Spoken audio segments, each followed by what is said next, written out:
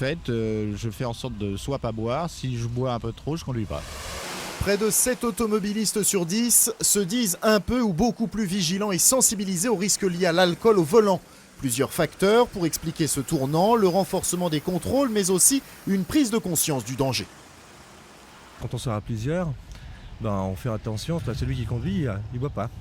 Je ne bois que chez moi ou si je peux aller à pied chez des gens, voilà, dans mon quartier. À part ça, je sors plus, voilà. Boire ou conduire, les automobilistes ont choisi. Lorsqu'ils ont un peu bu, 33% des conducteurs préfèrent ne plus conduire.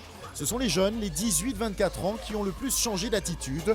Les actions de sensibilisation dans les discothèques notamment et les campagnes de prévention ont été efficaces. Les jeunes sont la catégorie la plus motivée pour l'alcool. Ils ne le doivent qu'à eux-mêmes, car ils sont devenus des militants de cela. On les a vus à la sortie des boîtes de nuit, extrêmement actifs, extrêmement courageux.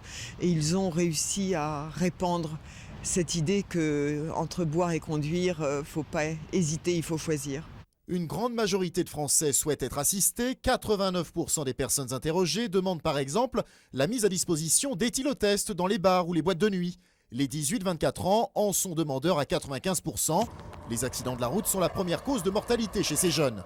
Un rappel, le risque d'accident est multiplié par 4 au-dessus du seuil légal de 0,5 g d'alcool par litre de sang.